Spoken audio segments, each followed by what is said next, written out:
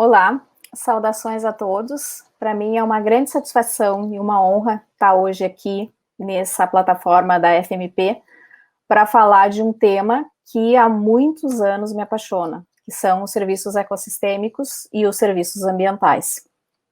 Me chamo Marcia Stanton, sou advogada e também consultora na área de PSA.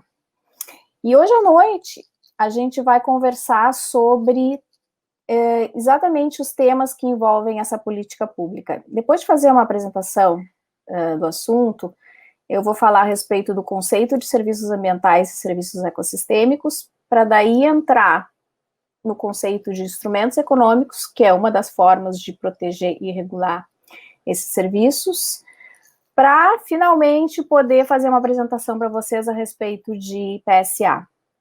Depois eu quero trazer alguns casos práticos para ficar mais clara esses conceitos que eu vou ter apresentado anteriormente e trazer todo esse conhecimento para a área do agronegócio.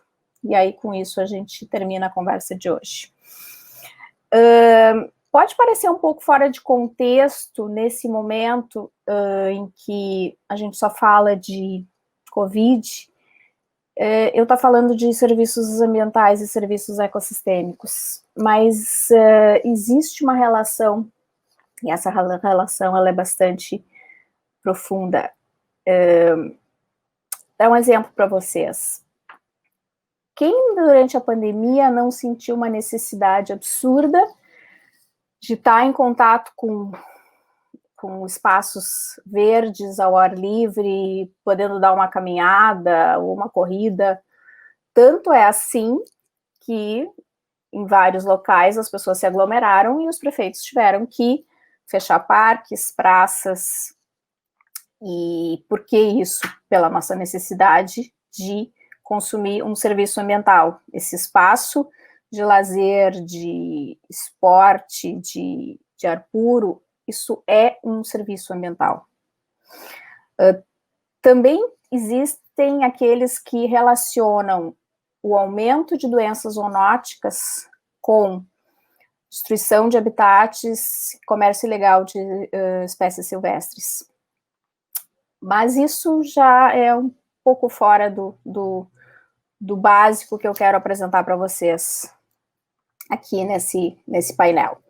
Então, assim, para começar delimitando o tema, a gente precisa falar a respeito de serviços ambientais e serviços ecossistêmicos. E para falar disso, a gente precisa antes definir o que são ecossistemas. De uma forma bastante simplificada, ecossistemas são o conjunto de organismos, o seu ambiente físico e as interações físico-químicas que ocorrem entre esses organismos. Então, essas interações produzem uma série de benefícios que os homens utilizam, e estes benefícios é o que a doutrina comumente chama de serviços ecossistêmicos. Bom, mas eu ora falo de serviços ecossistêmicos, ora falo de serviços ambientais. Qual é a relação entre eles? Basicamente, a gente está falando da mesma coisa. Tanto serviços ambientais quanto serviços ecossistêmicos são, sim, os benefícios que os ecossistemas nos proporcionam. A diferença reside exatamente na intervenção humana. Enquanto nos serviços ecossistêmicos não existe qualquer interferência humana, seja para facilitar ou, mais comumente, atrapalhar a ocorrência desses processos, nos serviços ambientais existe uma intervenção humana, facilitando a ocorrência desses processos. E por que essa distinção terminológica? Quando esse tema começou a surgir nas discussões multilaterais, alguns países se opuseram à ideia de pagar, remunerar por esses serviços que a vida inteira foram providos pela natureza de forma gratuita. Então, o que ficou bastante definido nessas discussões, bastante claro, é que, na verdade, quando se paga por algo se está pagando por uma ação humana que facilita a prestação desse serviço ecossistêmico. E esta ação humana é que se caracteriza como um serviço ambiental. Por isso essa distinção terminológica. Mas para isso ficar um pouquinho mais claro, eu vou mostrar para vocês uma imagem que explica por si só o que são esses serviços e as diversas espécies entre eles. Agora eu preciso de uma ajuda aqui do super suporte de TI para compartilhar esta tela com vocês. Aqui, estamos compartilhando. Então, aqui, ó, nessa paisagem, dá para perceber uma série de serviços ambientais. Num primeiro olhar, o que se percebe? Além da paisagem, a gente vê árvores, a gente vê um açude, gado, uma pastagem, provavelmente pequenos animais e peixe, talvez, não dá para saber, mas o seguinte, quando a gente começa a pensar no conceito de serviços ambientais, dá para tirar mais alguns serviços dessa paisagem. E eu vou mostrar eles aqui para vocês. Então, o primeiro, mais evidente que eu falei, madeira, que fornece não só biomassa para combustível, mas móveis, pisos, portas. A gente tem carne e couro do gado, mas isso só é possível quando se tem pasto, produção primária. A gente tem um serviço prestado pela vegetação, que é a filtragem de água, o controle de erosão. A gente tem a ciclagem de nutrientes, seja pelo dejeto dos animais ou pelo decaimento de plantas. A gente tem, que é muito discutido, sequestro de carbono, biodiversidade e beleza cênica e turismo. Só lembrando aquele serviço que eu comentei, que a gente busca nos espaços abertos de parques e praças. Então, com esta imagem, começa a ficar um pouco mais claro do que a gente está falando quando fala de serviços ambientais. Então, é uma série de benefícios.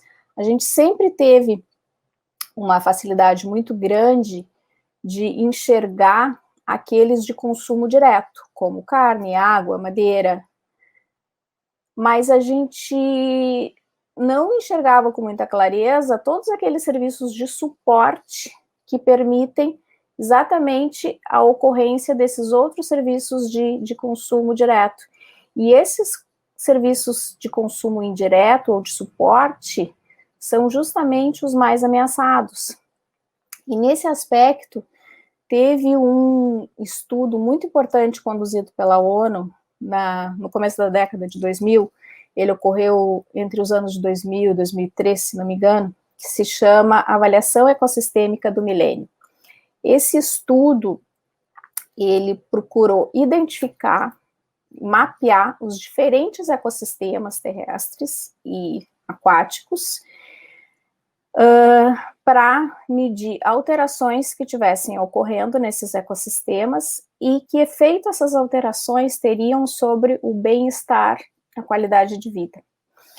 E não preciso dizer que esse estudo concluiu que os ecossistemas estavam sendo alterados numa velocidade nunca antes vista e que isso tinha profundos impactos na qualidade de vida.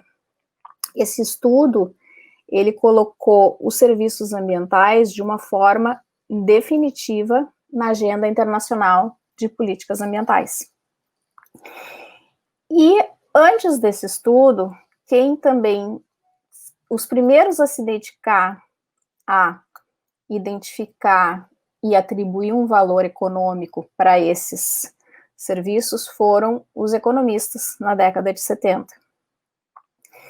E exatamente eles foi quem apontaram que, por que sendo tão importantes esses serviços, por que eles estavam tão ameaçados? E aí, obviamente, usando de uma linguagem que é bem própria dos economistas, eles identificaram alguns problemas decorrentes que eles chamam de falhas de mercado. O que é isto? Ou por que eles ocorrem? Os serviços ecossistêmicos, eles têm por característica serem bens públicos de uso não rival e não exclusivo. E por esta característica, eles estão sujeitos a uma superexploração. E daí a gente tem a parábola da tragédia dos comuns que espelha bem essa situação. Além disso, eles produzem o que se chama uma externalidade. E, no caso, uma externalidade positiva. Ou seja, aquele que produz esse serviço não tem nenhum incentivo para continuar produzindo. E por conta disso, a tendência é que haja uma subprodução, uma produção inferior ao que seria necessário. Eu vou dar um exemplo que isso vai ficar um pouco mais claro. Imaginem um sujeito que tenha uma propriedade rural e nessa propriedade ele resolve restaurar ou conservar uma área de vegetação nativa. Essa área vai produzir uma série de serviços ambientais, como, por exemplo, habitat para espécies, captura de carbono, melhor infiltração da água e recarga de aquíferos, habitat de polinizadores, além de beleza cênica. Acontece que por esta preservação, por esta área que ele reservou, ele não recebe absolutamente nada. Ele, ao contrário, ele deixa de explorar essa área economicamente. O seu vizinho, por sua vez, que poderia fazer a mesma coisa, não fez, botou abaixo, plantou soja. O vizinho ainda vai ter uma renda decorrente da venda desse produto. Então, qual é o incentivo que o vizinho que conservou a área tem para continuar fazendo isso? Salvo questões morais, mas aqui a gente está falando sobre um aspecto econômico.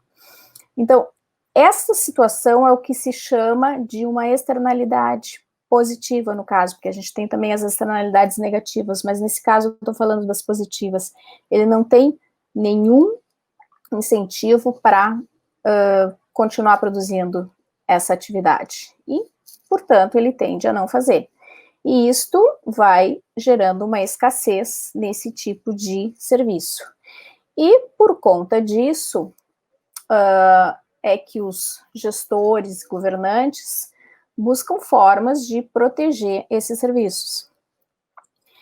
E só para conceituar, a nossa Constituição, de uma maneira bastante pioneira, ela expressamente protege os serviços ecossistêmicos, quando ela diz que compete ao poder público, lá nos parágrafos do artigo 225, compete ao poder público proteger os processos ecológicos, que nada mais são aqueles processos que geram os serviços ecossistêmicos. Mas o poder público, na sua atividade, ele, além da atividade fiscalizatória e de planejamento, ele também atua através de incentivos. E é nesse ponto que a gente começa a falar dos instrumentos econômicos. O que são os instrumentos econômicos? Basicamente, são formas de induzir um comportamento através de um preço ou de um prêmio. Obviamente que essa não é a única função dos instrumentos econômicos. Os instrumentos econômicos também servem para corrigir preços ou ter uma função arrecadatória. Mas no caso específico dos serviços ecossistêmicos, eles atuam como forma de oferecer um incentivo para a produção desse serviço e assim corrigir uma externalidade. Qual é a diferença dos instrumentos econômicos em relação aos instrumentos de comando e controle? Ambos buscam induzir um comportamento. Acontece que nos instrumentos de comando e controle, se busca induzir um comportamento através de uma conduta prescrita que, se não cumprida, gera uma sanção. Então, ele tem uma função muito mais repressiva. Os instrumentos econômicos, a seu turno, eles procuram induzir um comportamento através de um preço ou de um prêmio. Através de um preço, ele vai tornar aquela conduta mais cara e, assim, reduzir o uso daquele recurso ambiental. Através de um incentivo, ele vai oferecer um benefício para que aquele serviço seja prestado. Tradicionalmente, no Brasil, e não só no Brasil, no mundo inteiro, sempre se usou muito mais instrumentos de comando e controle. Então, dando o simples exemplo dos serviços ecossistêmicos, a gente tem a criação de espaços territoriais especialmente protegidos, onde existe uma norma que diz que aquele espaço eu não posso degradar, eu tenho que proteger. Então, é uma norma que estipula uma conduta e uma sanção pelo descumprimento dessa conduta. Eu tenho outras normas que estabelecem um zoneamento, definindo que algumas atividades econômicas podem ser realizadas em algumas áreas, em detrimento de outras, em que não se pode fazer essa atividade, e que se eu fizer, eu tenho uma sanção. Tudo isso são exemplos de instrumentos de comando e controle. Os instrumentos de incentivo são utilizados em muito menor número. Embora a gente tenha na Política Nacional de Meio Ambiente a previsão de uso deles lá desde 81, eles sempre foram utilizados de maneira muito tímida, quase pífia. E foi só mais recentemente que se começou a olhar para essa ferramenta e com as suas potencialidades. Então, voltando ao conceito de instrumentos econômicos como uma ferramenta que busca induzir um comportamento por um preço ou por um prêmio, a doutrina diferencia elas em tributos, preços públicos, subsídios, isenções fiscais, permissões de emissão transacionáveis e o que eu vou falar em maiores detalhes hoje ainda, que é o PSA. Exemplo de tributo com uma função ambiental, a CID combustíveis, é talvez o exemplo mais emblemático. Exemplo de preço público, a cobrança pelo uso da água. Exemplo de subsídio, crédito facilitado para melhores práticas ambientais. Exemplo de isenção fiscal, IPTU, para quem, por exemplo, constrói utilizando o telhado verde, ou mesmo a isenção de TR sobre áreas de APP e reserva legal. Exemplo de permissão de transacionáveis. O mais conhecido foram os mercados de carbono, no âmbito do falecido Protocolo de Quioto, que agora está se rediscutindo como implementar um mecanismo de desenvolvimento sustentável, que opera mais ou menos nessa lógica, mas aqui a ideia é basicamente a seguinte: eu estabeleço um limite de emissões, e dentro desse limite, alguns indivíduos conseguem cumpri-lo com maior eficiência do que outros. E em alguns, se eu ficar abaixo desse limite, eu teria, digamos, um crédito de emissões que eu posso transacionar, vender para quem não consegue atingir esse limite com a mesma eficiência. Então, é dentro dessa lógica que funciona esse instrumento econômico. E, por fim, o PSA. Mas por que a gente demorou tanto para entrar, assim, com mais ênfase no uso de instrumentos econômicos, principalmente na proteção dos serviços ecossistêmicos? Eu não tenho uma resposta para isso, tenho algumas hipóteses. Talvez porque os primeiros a estudar esse assunto foram os economistas e não os operadores do direito. Tanto é verdade que eles identificaram de arrancada essas falhas de mercado. e trataram dessa forma, mas, assim, em âmbito da legislação, talvez seja até a nossa própria tradição positivista kelseyana, que só consegue enxergar direito se há sanção, e daí a prevalência por uma função repressiva. Pode ser, tanto que um dos juristas que mais estudou esse aspecto de que o direito não tem apenas uma função repressiva, mas também tem uma função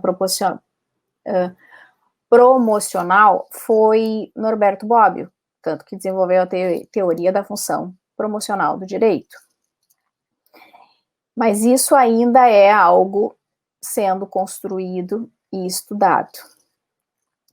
O que se pode dizer de arrancada é que um aspecto muito levantado pelos defensores de instrumentos econômicos com relação aos instrumentos de comando e controle é que os instrumentos de comando e controle não seriam eficazes.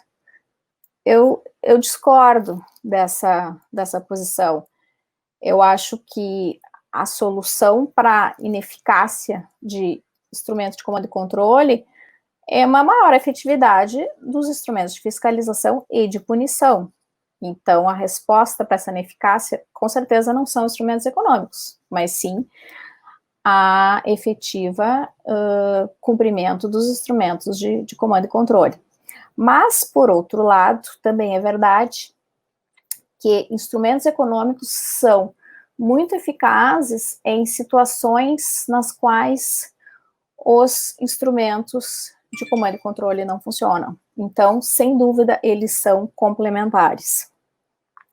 E com isso, eu consigo começar agora a falar a respeito de PSA, porque o PSA, ele é uma das principais ferramentas de proteção dos serviços ecossistêmicos e que usa essa lógica de instrumentos econômicos.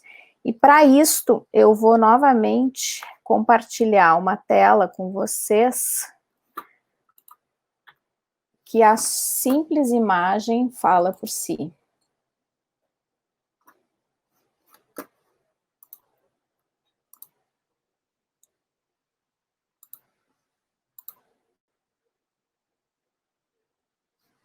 Então, essa imagem é uma imagem que define muito bem o que afinal é o pagamento por serviços ambientais. O pagamento por serviços ambientais, ele sinaliza com uma cenoura, com um incentivo, ao invés de ameaçar com um porrete. Então, esta é a lógica do PSA. O PSA, ele oferece um benefício para todo aquele indivíduo que se propõe a proteger, recuperar ou incrementar um serviço ecossistêmico.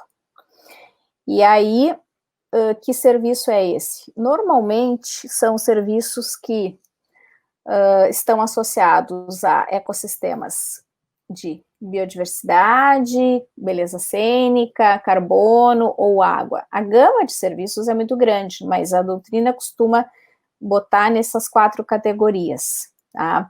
E que ações são essas?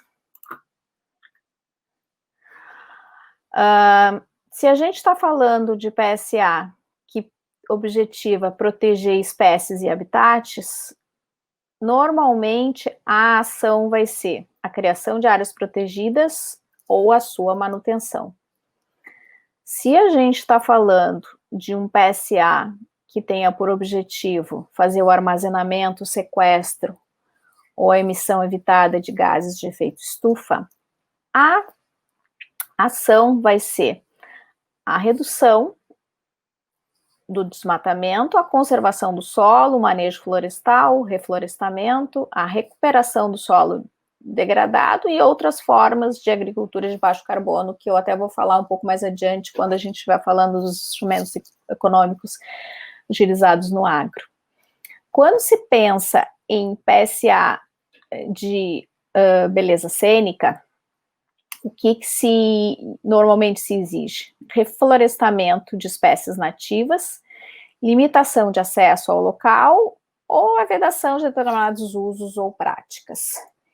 E quando se fala em PSA hídrico, de qualidade e quantidade de água, as práticas exigidas são a proteção ou a restauração de APP, o isolamento de área ao acesso de animais, a construção de fossas sépticas, a construção de terraços ou bacias de infiltração.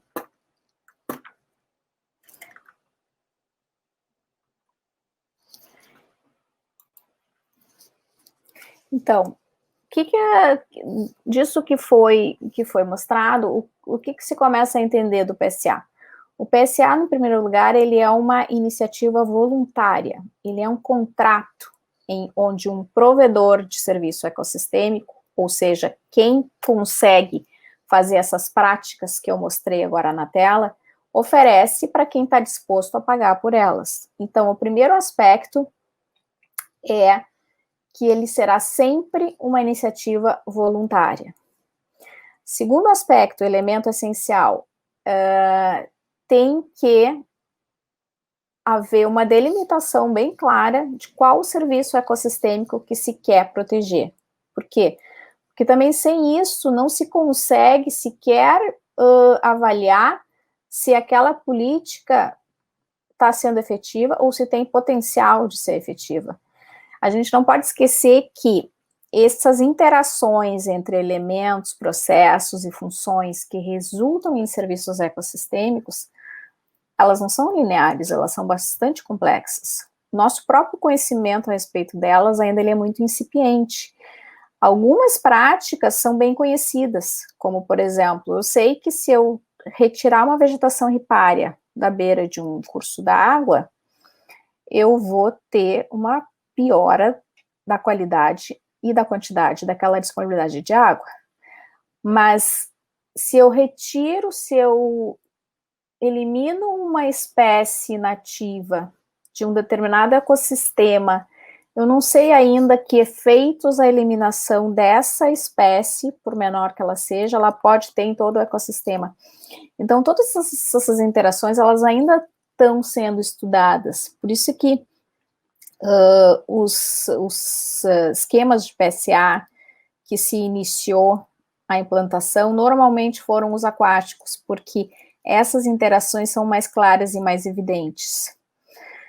Então, com isso, voltando ao aspecto, aos elementos essenciais de um PSA, ele é uma relação voluntária que envolve a prestação de um serviço ambiental que vai resultar na melhora na recuperação ou até no incremento de um serviço ecossistêmico.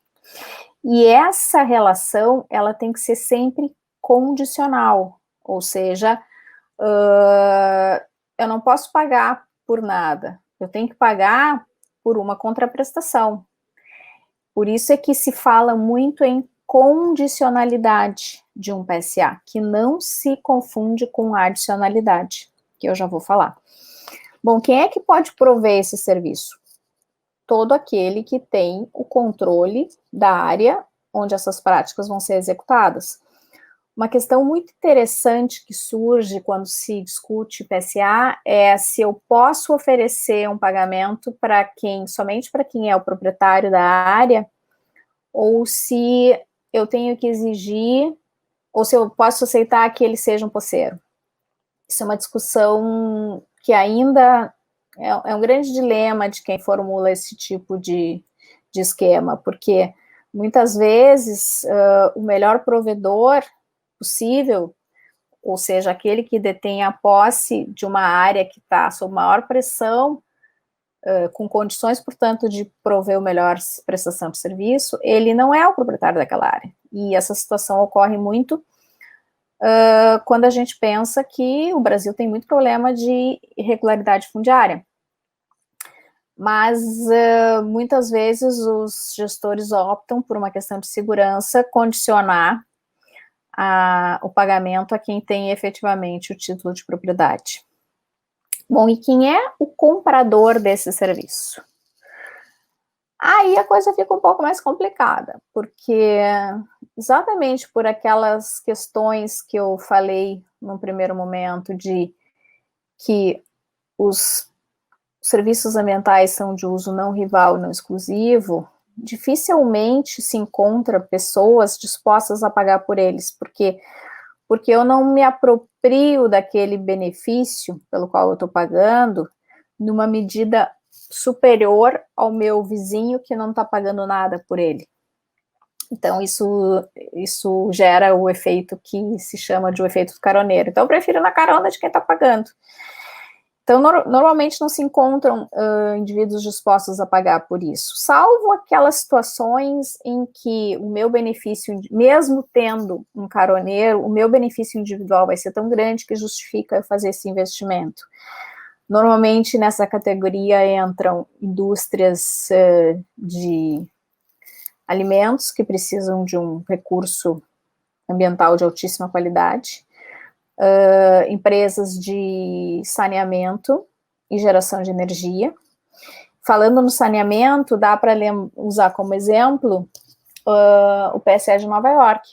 O PSA de Nova York ficou muito famoso exatamente porque, na ocasião, os gestores públicos se encontravam em face da seguinte situação: eles seriam obrigados a construir uma nova planta de filtragem de água, a menos que eles pudessem comprovar que estavam atendendo os padrões de qualidade X. E eles fizeram essa avaliação de custo-benefício e optaram por investir num grande esquema de gestão integrada de bacia hidrográfica. Foram várias práticas implementadas. O PSA foi uma parte delas. Além do PSA, houve aquisição de áreas, houve estabelecimento de servidão ambiental, mas o PSA ficou muito famoso exatamente por ter refletido essa análise de custo evitado.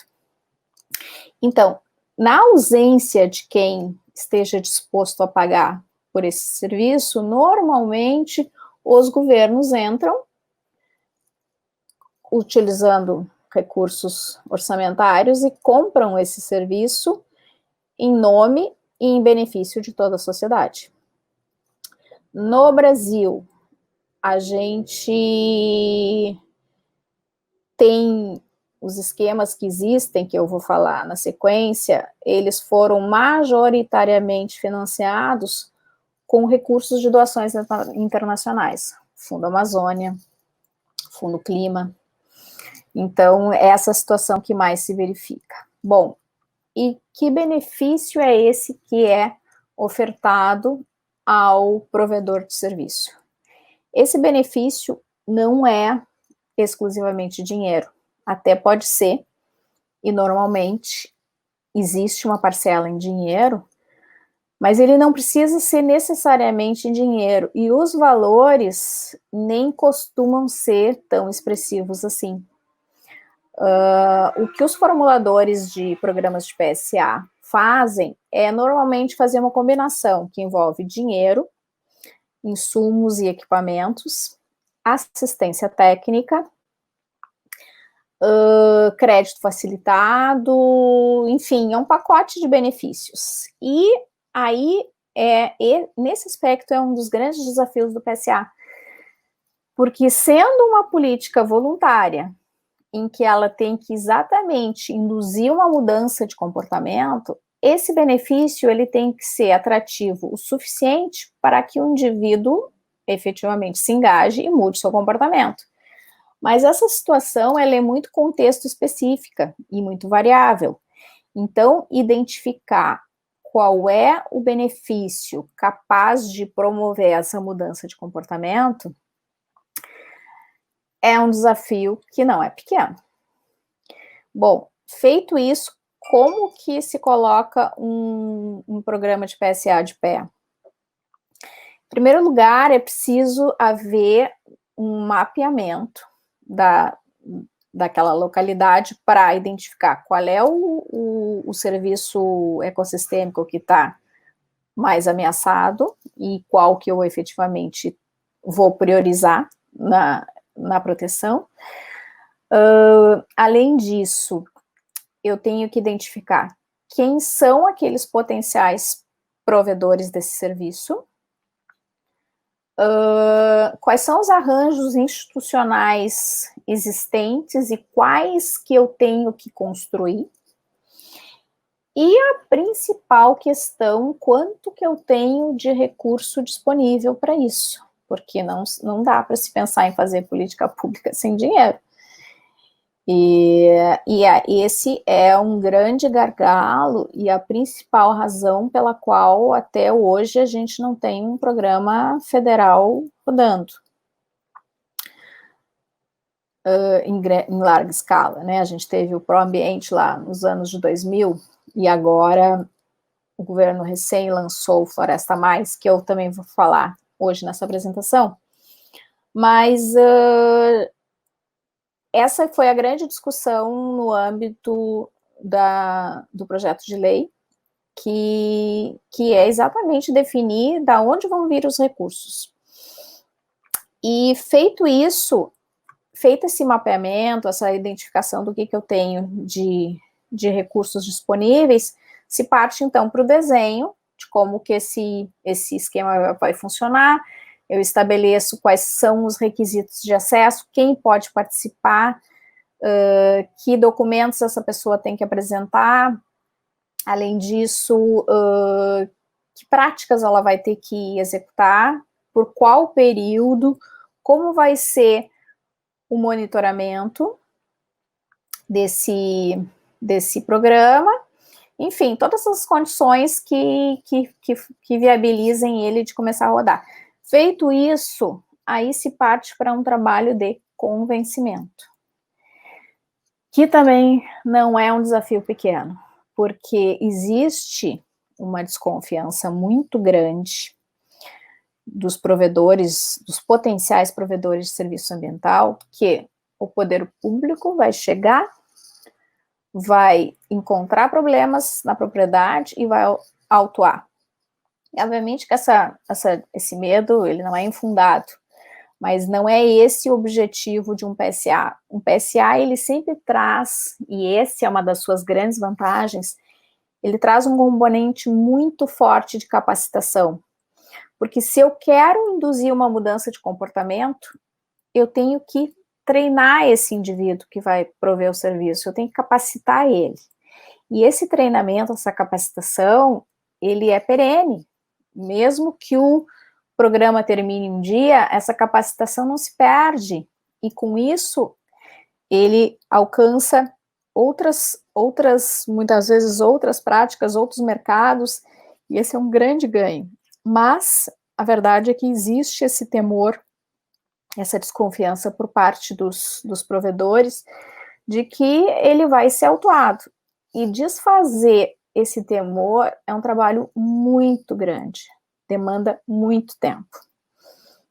Então, passada essa etapa de sensibilização e difusão do programa e convencimento, se parte então para a etapa de contratação, onde se define com cada provedor o que ele tem que fazer e como ele vai ter que fazer. Passado isso, o programa começa a rodar, começam as fases de assistência técnica, introdução das mudanças, monitoramento, para que então ocorra o primeiro pagamento. Dito isto, já dá para observar que há uma política de longo prazo, onde os resultados eles não acontecem de imediato. Precisa tempo, precisa perseverança, precisa muita capacitação. E aí, nesse aspecto, residem as maiores críticas ao PSA. Por quê? Ele é acusado de ser uma política com altos custos de transação. É absolutamente verdade isso.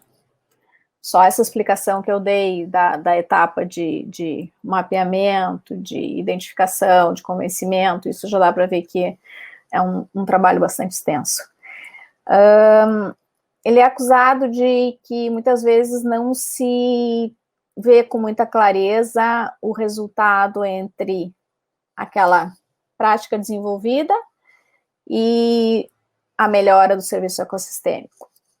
Isto não é verdade, pelo menos não no longo prazo. E quando se estabelecem, quando se tem uma linha de base muito clara, quando se estabelecem bons indicadores, a verificação deles não é algo complicado. Então, às vezes, é muito mais problema de eleição de indicadores do que da política em si. Outra crítica que ele induza, que ele, na verdade, é uma forma de subsídios perversos, porque eu não deveria pagar pela adoção de práticas que o indivíduo deveria adotar de qualquer maneira. Eu particularmente acho esse argumento, assim, um pouco ingênuo, porque a realidade nos mostra que, no fim e ao cabo, o sujeito precisa viver, precisa comer. Então, ele até pode ter a melhor consciência ambiental, mas ele não vai estar preservando uma área se ele não tem o que comer.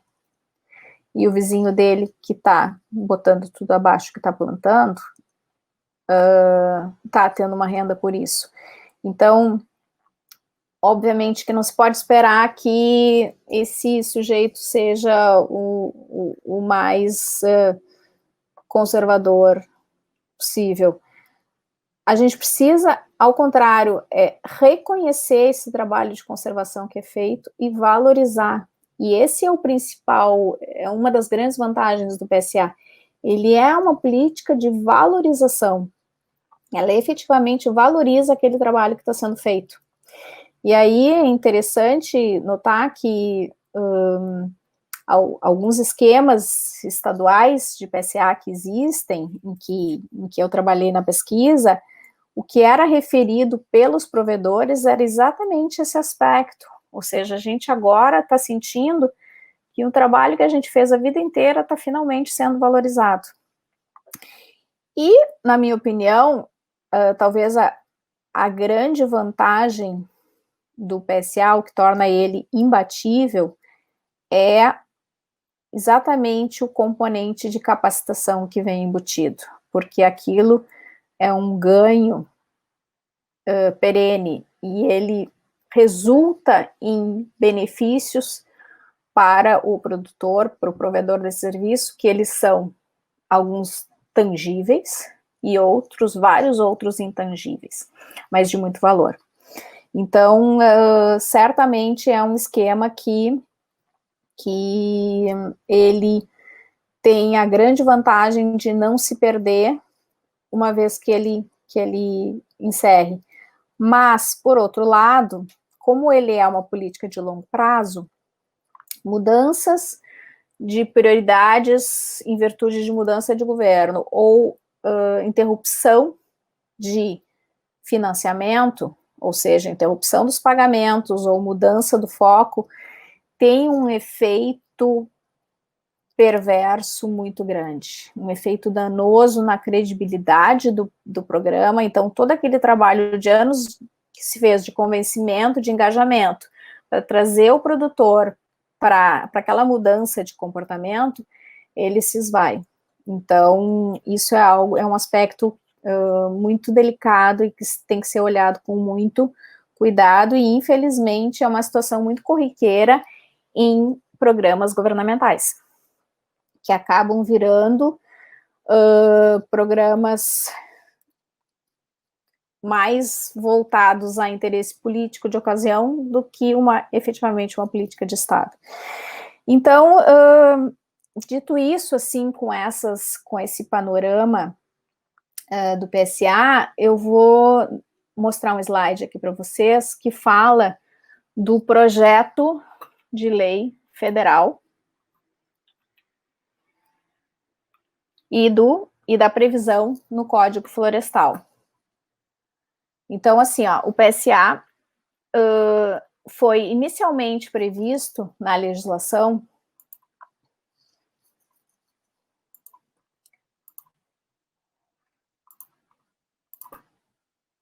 através de um regulamento da Política Nacional de Resíduos Sólidos, estabelecendo o PSA como uma das formas de remunerar os catadores de produtos recicláveis. Essa ideia, na verdade, nunca avançou e nunca prosperou. E tem tem uma resistência muito grande por parte do governo. Mas o nosso Código Florestal, de 2012, criou um capítulo específico de incentivos econômicos, e lá no artigo 41, previu que o poder público estaria autorizado a instituir um programa de incentivo utilizando PSA. E aí o Código Florestal lista lá uma série de iniciativas que poderiam ser objeto de um PSA, e que tem todas aquelas categorias que eu falei anteriormente. Tem PSA hídrico, tem PSA carbono, biodiversidade, beleza cênica, todos estão lá. Mas esse dispositivo nunca chegou a ser regulamentado. E por conta disso, nesse vácuo, quem assumiu um protagonismo muito importante foram os estados. Os estados e os municípios instituíram programas piloto, sendo o mais famoso deles provavelmente o do município de Extrema, um dos mais antigos, que é um PSA água, muito maduro, que funciona muito bem. E vários outros estados, que eu vou falar um pouquinho nos casos práticos. Mas voltando ao Código Florestal, desde 2007, a gente tem tramitando no Congresso Nacional um projeto de lei que tem por objetivo instituir a Política Nacional de Pagamentos por Serviços Ambientais e o Programa Federal. Esse projeto de lei tramitou por mais de 10 anos no Congresso, na Câmara dos Deputados, e no final do ano passado ele finalmente foi aprovado. Agora ele está no Senado Federal, sob esse número que eu estou mostrando na tela, 5.028, e ele está começando a sua tramitação. Já teve uma audiência pública para discutir o projeto e as demais foram suspensas por conta da pandemia. Eu destaquei nesse projeto de lei aqui a definição legal de serviços ambientais e pagamento por serviços ambientais. Por que eu destaquei isso para mostrar? Porque tudo aquilo que eu falei até agora são conceitos definidos pela doutrina, pela experiência internacional, que resultou em diversos projetos, e esses diversos projetos geraram um nível de aprendizado que a gente incorporou aqui no Brasil. Obviamente que esses conceitos são utilizados nas legislações estaduais e municipais, com suas variantes, mas nesse projeto de lei federal, a gente percebe aqui exatamente o que foi dito até então, ou seja, o conceito de serviços ambientais está relacionado com uma atividade individual ou coletiva que favorece a manutenção, a recuperação ou a melhoria de um serviço ecossistêmico. Então, isso é chave na definição de serviços ambientais. O PSA, por sua vez, ele é caracterizado como uma transação contratual de natureza voluntária, na qual um pagador transfere a um provedor de serviço recurso financeiro ou outra forma de remuneração, nas condições a ser acertadas. Então, aqui está muito claro todos os elementos que tem que ter um PSA. Ele tem que ser voluntário, ele tem que ser por uma prática específica, que é a recuperação, a manutenção ou a melhoria de um serviço ecossistêmico.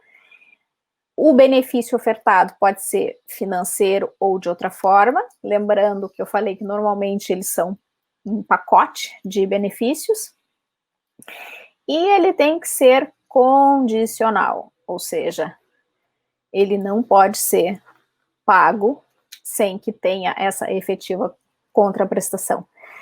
E dito isto, eu quero falar um pouquinho da diferença entre condicionalidade e adicionalidade, que essa, com certeza, é uma das questões mais polêmicas do PSA. Tem muita gente que diz que o PSA não deveria ser utilizado para remunerar práticas previstas em lei. Por exemplo, eu não poderia utilizar um PSA para pagar pela recuperação de uma APP ou de uma reserva legal, porque isto é uma obrigação já imposta em lei e, portanto, não haveria adicionalidade. Essa discussão da adicionalidade é um requisito exigido nos mercados internacionais de carbono, naquele sistema de emissões transacionáveis, exatamente para evitar a contagem dupla. Agora, o PSA, ele não funciona só via mercados. Mercados pode ser uma forma de remuneração, mas não é a única, e normalmente nem é a primeira.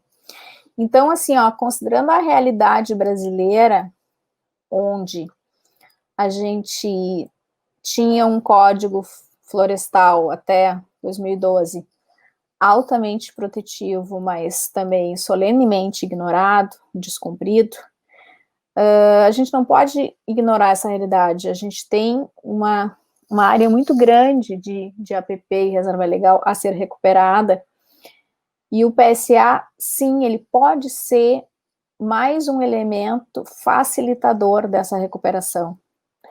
E aí eu pego alguns exemplos, por exemplo, os PSAs de proteção hídrica, coordenados pela Agência Nacional de Águas. Todos eles estipulam práticas que inserem a APP nos seus requisitos. Os programas estaduais, todos eles também admitiam o uso de PSA para recuperação de APP. Obviamente que alguns davam, assim, alguma prioridade de participação para quem já tivesse a APP protegida, mas não excluíam. Então, eu sinceramente eu não vejo nesse aspecto incompatibilidade entre se ter um instrumento econômico e um instrumento de comando e controle agindo conjuntamente. Então, eu já tenho um instrumento de comando e controle que me obriga a proteger ou recuperar a APP. Bom, se para facilitar esse cumprimento eu tenho que inserir um instrumento econômico, eu não vejo problema. Até porque o instrumento econômico tem exatamente essa feição. E o interessante é que a doutrina internacional, ela refere que uma das grandes vantagens do PSA é justamente ele ser um poderoso instrumento de transição entre práticas quando existe uma oposição política muito forte. E isso cai como uma luva nessa implementação do novo Código Florestal. Então, eu não vejo incompatibilidade nisso. No projeto de lei, aliás, antes disso, o nosso próprio Código Florestal, ele expressamente admite, tem lá no artigo 41, um dos parágrafos, diz expressamente que vai ser permitido o uso de PSA em APP e reserva legal, sem que seja exigido, sem que isso não deixe de configurar o atendimento do requisito da adicionalidade. Mas, no projeto de lei que tramita no Senado, que tramitou por mais de 10 anos na Câmara, essa questão foi e veio muitas vezes, dentre os vários substitutivos que foram apresentados e votados, ora isso foi retirado, ora foi inserido. No projeto que foi agora para o Senado, não é permitido o uso de dinheiro público para remunerar práticas que são vedadas em lei, salvo se for alguma bacia hidrográfica de alta relevância. Então, essa questão ainda está sendo discutida, está posta para que a sociedade faça a sua opção política de o que ela realmente quer. Então, para isso, é importante que a gente entenda quais são os aspectos que estão por trás dessa definição. E outra grande questão desse projeto de lei federal, que está agora discutindo no Senado, que é a minha grande crítica com relação a ele, porque o projeto, de um modo geral, ele é muito bom, ele foi discutido por todos os especialistas por muitos anos, mas nessa última versão que foi enviada para o Senado, ele foi profundamente esvaziado nos seus veículos e instrumentos financeiros. Basicamente, o que ele prevê hoje como forma de financiamento são doações de doadores internacionais ou mesmo indivíduos aqui no Brasil. E com isso o alcance fica muito menor, porque eu não tenho dúvida de que sim, esse dinheiro internacional ele é muito bem-vindo, e eu acho uma sandice congelar o Fundo Amazônia ou rejeitar esse dinheiro. Mas a gente também tem que discutir se internamente os benefícios gerados pelos serviços ecossistêmicos não justificariam exatamente algum direcionamento de recurso orçamentário, sabendo que, no momento, as necessidades, as prioridades são outras. Mas, de qualquer maneira, a gente tinha, até então, direcionamento dos recursos pela cobrança do uso da água, como sendo direcionados para o PSA, recursos da CEFEM, e tudo isso foi retirado. E, na minha opinião, isso não tem justificativa. E, com isto, eu queria conversar um pouquinho com vocês sobre casos práticos. Deixa eu ver qual é que a gente vai falar primeiro. Eu vou compartilhar uma tela aqui.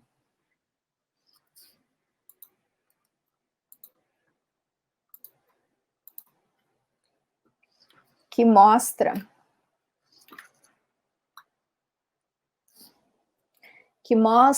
um projeto muito bacana que eu trabalhei em 2013. Foi uma iniciativa do Instituto Direito por um Planeta Verde, que teve por objetivo mapear iniciativas de PSA que já tivessem leis editadas pelo menos desde 2010 e que, portanto, já tivessem rodando ou pelo menos iniciados. Então, se escolheu os estados do Amazonas, do Acre, de Minas Gerais, do Espírito Santo, São Paulo e Paraná. Cada um com a sua especificidade. Por exemplo, o Paraná era a conservação de araucárias, o objetivo maior. São Paulo e Espírito Santo era conservação de água. Depois, em Minas Gerais, vegetação nativa. Depois, Espírito Santo mudou um pouquinho o enfoque. No Amazonas, era pagamento para conservação de unidades de conservação, comunidades tradicionais e ribeirinhas que estivessem situadas em unidades de conservação. E no Acre, o projeto estudado foi um projeto específico que depois evoluiu para algo bem maior, mas na época era uma mudança de comportamento do uso do fogo. Lá, naquela região, é bastante comum os assentados e produtores rurais familiares tacarem fogo na vegetação e plantarem uma única cultura. No primeiro ano, ela dá muito bem, mas no segundo, no terceiro, já o solo já está degradado, e aí eles abandonam e vão para uma outra e tacam fogo, e assim vai. Então, esse programa tinha por objetivo exatamente fazer essa mudança de cultura para que eles abandonassem o fogo, isso era um dos requisitos do programa, capacitar eles na recuperação do solo e no desenvolvimento de outras culturas. Então, ao invés de plantar só mandioca, eles começaram a ter horta, ter pequenos animais, e esse programa também buscava inseri-los em cadeias produtivas, e o ganho ambiental, social e econômico foi uma coisa extraordinária. Estou falando mais desse programa específico do Acre, porque nesse projeto, além de ter trabalhado como consultora técnica, eu trabalhei também como consultora de campo no estado do Acre. E o Acre é um dos estados mais desenvolvidos em termos de legislação de PSA. É um estudo de caso para todos nós. Então, esse projeto depois desenvolveu para algo muito maior, que é o CISA, mas tudo isso está relatado nesse livrinho, que eu vou botar depois para vocês no chat, o acesso a ele, que é esses sistemas estaduais de pagamento por serviços ambientais, onde existe esse relato. Agora, talvez o PSA mais inovador que eu tenha me deparado até hoje foi um PSA estabelecido como decorrência de um TAC. O Ministério Público de Minas Gerais, através de uma atitude muito inovadora na ocasião do promotor da comarca, do coordenador de bacia hidrográfica, do coordenador de meio ambiente da época, eles juntos orquestraram esse PSA que nasceu a partir de um dano ambiental.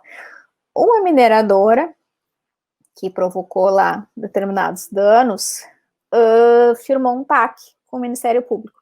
E através desse TAC foi estabelecido algumas obrigações, algumas medidas compensatórias e outras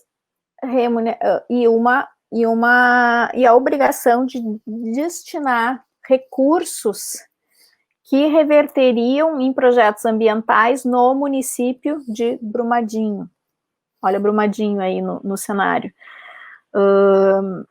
Interessante notar que a preocupação dos promotores na ocasião foi que aquele TAC revertesse em benefícios ambientais específicos para a comunidade atingida. Então, foi estabelecida essa obrigatoriedade de uso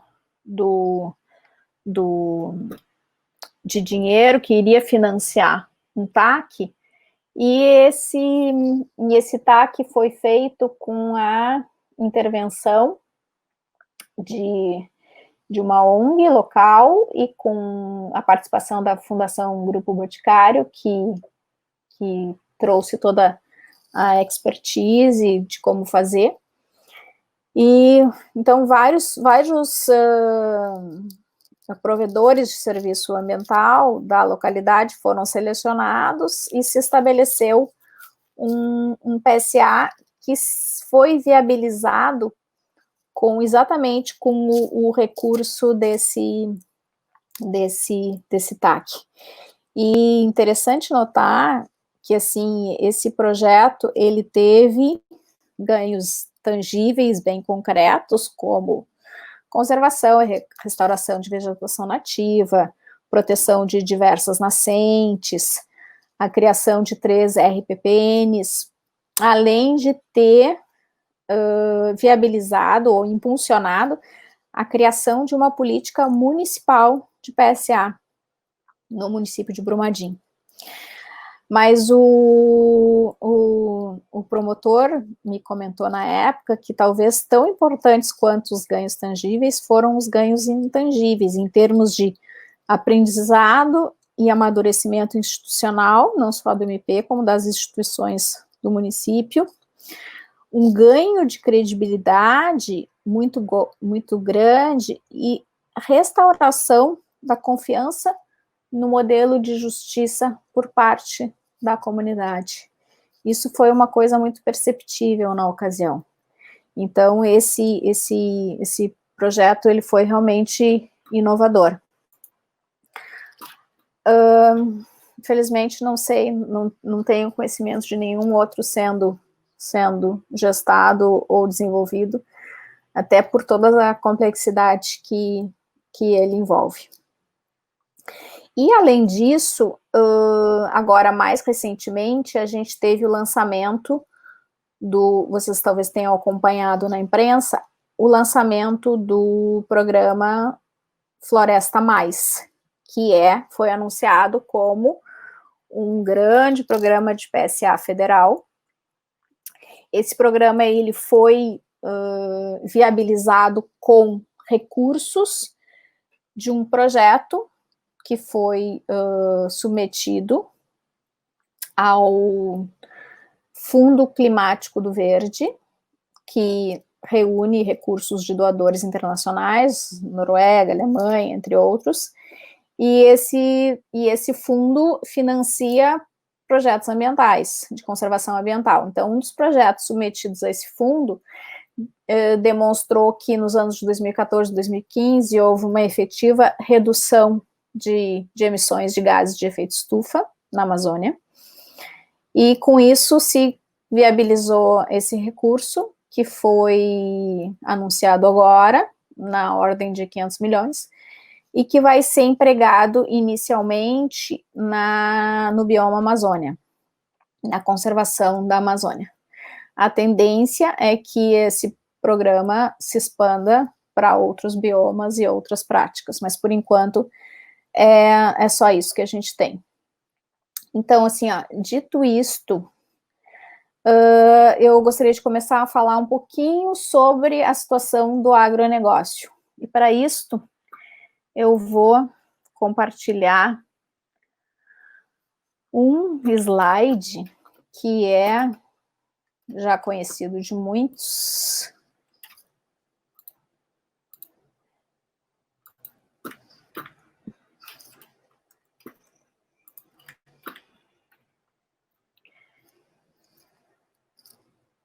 Que é aquela famosa matriz que a Embrapa Territorial fez a respeito do uso e ocupação de terras no Brasil, extraído a partir de dados do CAR.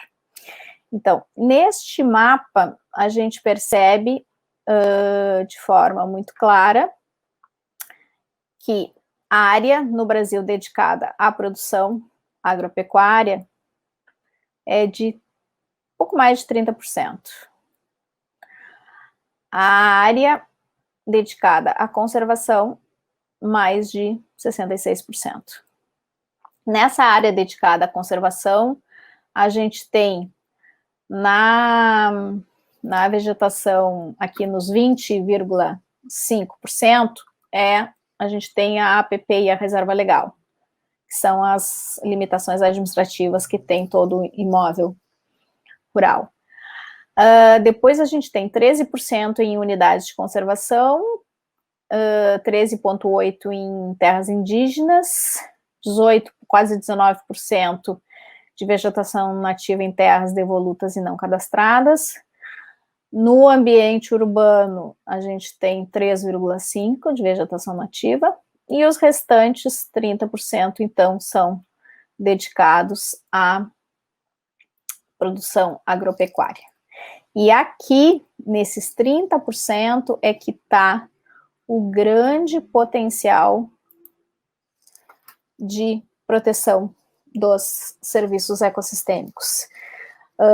A atividade agrária, ela, ao mesmo tempo em que ela pode causar um impacto muito grande no meio ambiente, ela também pode, dependendo das práticas adotadas, ser uma grande conservadora e até produtora de serviços ambientais.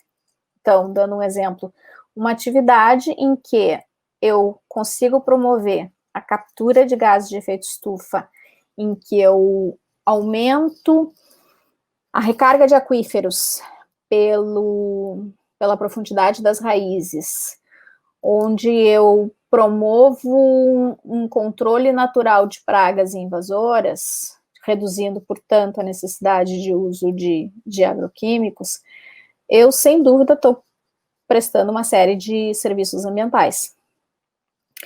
E talvez nenhuma outra atividade tenha uma relação tão estreita com esse tema como a agropecuária, porque ela, obviamente, ela depende de uma existência de capital natural necessária ao seu processo produtivo. Então, ela certamente vai ser a maior interessada em prover serviços ambientais, desde que isso faça sentido econômico, porque estamos falando de uma atividade econômica. Então, para isso, a gente tem uma série de instrumentos econômicos que são direcionados para o agronegócio. Eu tenho alguns exemplos aqui para dar para vocês. Eu vou novamente compartilhar uma tela onde eles aparecem. Ok. Então, aqui, na classe dos instrumentos econômicos, a gente tem a cobrança pelo uso de água, a gente tem o programa ABC, que é, na verdade, crédito subsidiado para quem desenvolve algumas práticas que são pelo programa recomendadas, e aqui eu listei elas, ou seja, recuperação de pastagens degradadas, integração lavoura, pecuária, floresta, sistemas agroflorestais, sistema de plantio direto na palha, fixação biológica de nitrogênio, tratamento de dejetos de animais, florestas plantadas. O programa ABC talvez seja o principal política representativa de um instrumento econômico direcionada para o agronegócio. Esse programa tem um potencial incrível. Ele foi inicialmente desenvolvido para que o país atendesse às suas metas de emissão de gases de efeito estufa firmadas em acordos internacionais, como todo mundo sabe. Mas o potencial dele de prestação de serviços ambientais vai muito além dos serviços de mitigação de gases de efeito estufa.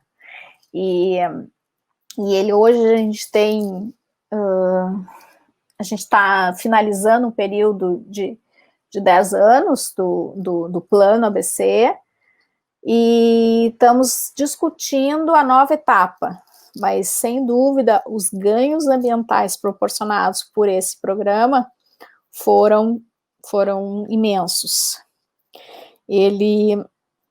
Cada ano, os recursos são disponibilizados no Plano Safra, então, a cada ano, o volume de recursos captado, ele sempre foi inferior ao volume de recursos disponibilizado. As razões são várias.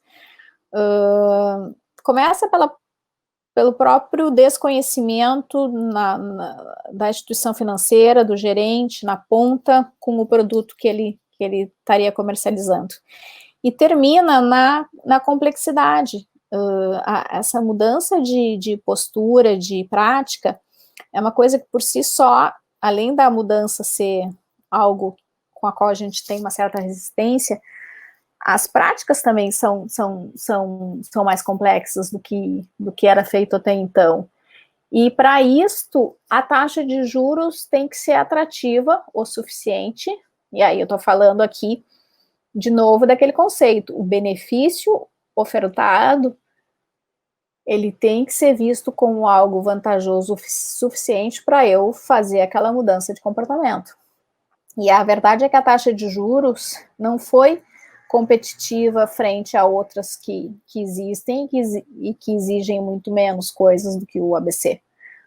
Mas o ABC tem um potencial incrível e acredito que o MAPA está trabalhando fortemente para expandir esse programa.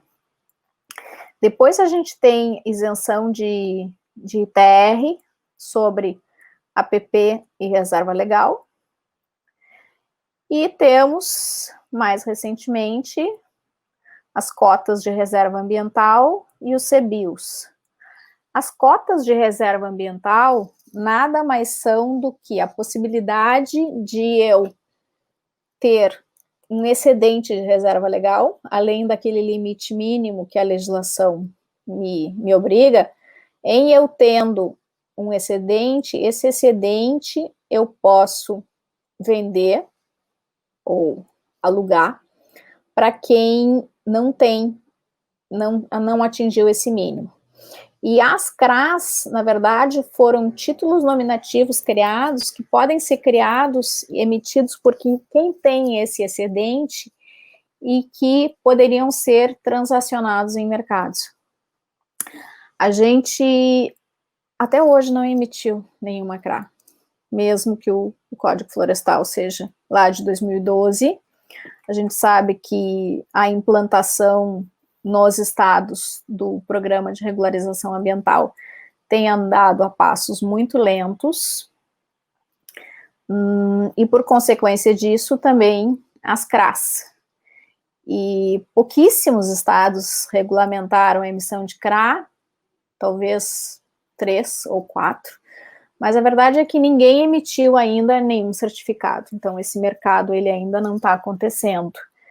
E a má notícia é que, de todos os estados, em todos os quesitos, o nosso Rio Grande do Sul aqui é o mais atrasado.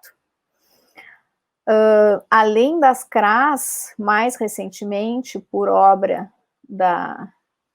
do Renova Bio, foi prevista a emissão de CBIOS. Pelo que eu tenho notícia, o CBIOS já teve uma comercialização e ele está começando a decolar.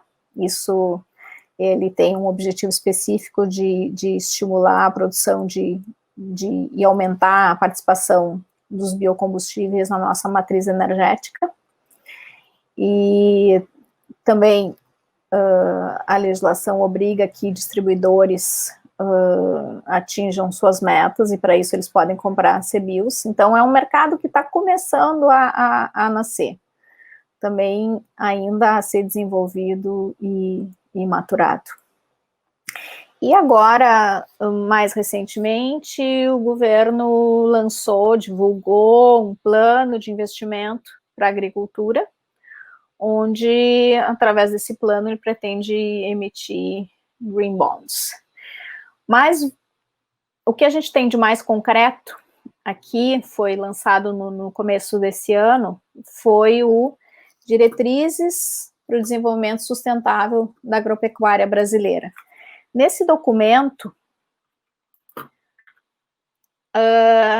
foram eleitos 3 grandes pilares: regularização fundiária e ambiental, inovação e produção sustentável e inclusão produtiva.